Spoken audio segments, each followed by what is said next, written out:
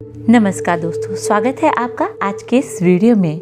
दोस्तों, जैसा कि आपको पता ही है, कर्ण का जन्म कवच और कुंडल के साथ ही हुआ था। वे माता कुंती और सूर्य देव के पुत्र थे।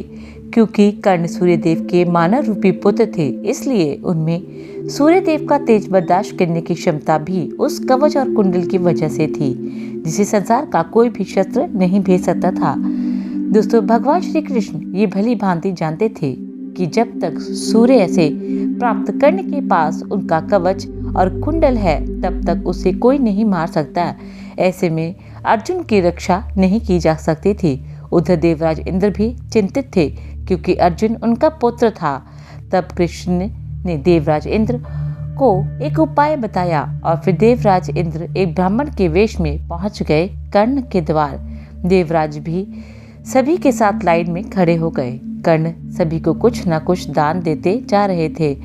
बाद में जब देवराज इंद्र का नंबर आया तो दानी कर्ण ने पूछा कि हे विपर, आप आज्ञा दीजिए, किस वस्तु की अभिलाषा लेकर आप यहाँ आए हैं। तब इंद्र ने कहा, हे महाराज, मैं बहुत दूर से आपकी प्रसिद्धि सुनकर आया हूँ।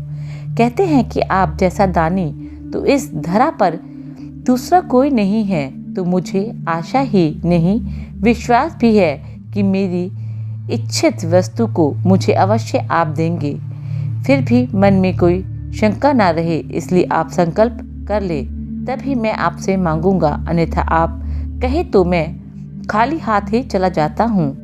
कर्ण ने तैश में आकर हाथ में जल लेकर ये प्रण ले लिया और कहा, अब आप तुरंत मांगिए। तब इंद्र ने कहा, हे राजन, आपके शरीर के कवच और कुंडल हमें दान स्वरूप चाहिए।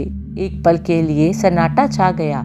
कर्ण ने इंद्र की आंखों में झांका और फिर दानवीर कर्ण ने बिना एक क्षण भी गवाए अपने कवच और कुंडल को शरीर से खंजर की सहायता से अलग कर दिया और ब्राह्मण को सौंप दिया।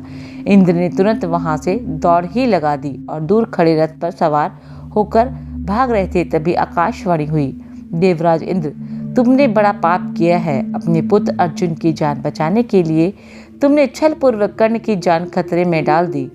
अब ये रथ कहीं यहीं पर धंस जाएगा और तू भी इसी में धंस जाएगा। बाद में इंद्र ने इसे बचने के लिए कर्ण को वज्र रूपी शक्ति दे दी और कहा कि तुम इस अमोघ वज्र को जिसके ऊपर भी चला दोगे, वो बच नहीं पाएगा। भले ही साक्षात काल के रूप में चला देना, लेकिन इसका प्रयोग सिर्फ एक बार ही कर पाओगे। कहते ही वह कवच कुंडल इंद्र के स्वर्ग में ले जाकर कहीं रख दिया। दोस्तों, लेकिन कर्ण के पिता सूर्यदेव ने उसे रात्रि में निद्रा में ये स्वप्न देकर स्पष्ट किया था कि तुमसे कल सुबह पूजा अर्चना के बाद खुद देवराज इंद्र ब्राह्मण के भेष में अपने पुत्र अर्जुन की प्राण रक्षा हेतु श्री कृष्ण की आज्ञा से तुम्हारे दिव्य कवच कुंडल दान में मांगने आएंगे। तब उन्हें ये कवच कुंडल दान में मत देना। किंतु कर्ण ने स्पष्ट रूप से अपने पिता सूर्यदेव की इस सलाह को अस्वीकार कर दिया और कहा कि इस पृथ्वी पर उनके लिए कोई भी वस्तु दान में उनसे मांगे वह अधेय नहीं है। वे दान में मांगने वाले को अपने प्राण भी दे सकते हैं।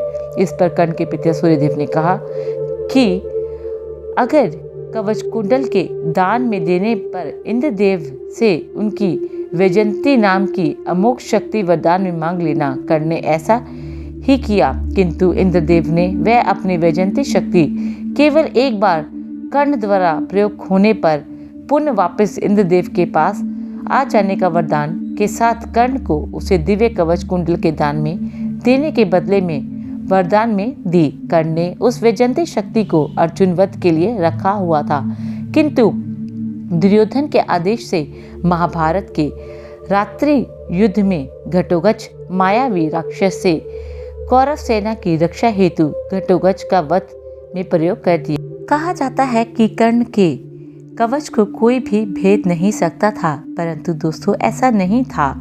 कवच के रहते ही अर्जुन के पास एक ऐसा भगवान शिव का दिया हुआ अस्त्र था जिससे वह उसे भेद सकता था।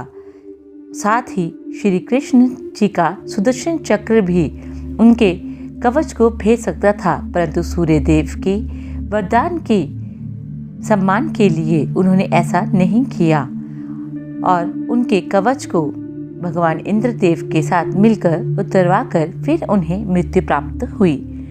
दोस्तों, वीडियो कैसा लगा हमें कमेंट करके ज़रूर बताएं। साथ ही वीडियो को लाइक, शेयर, चैनल को यहाँ से सब्सक्राइब जरूर कर दीजिएगा।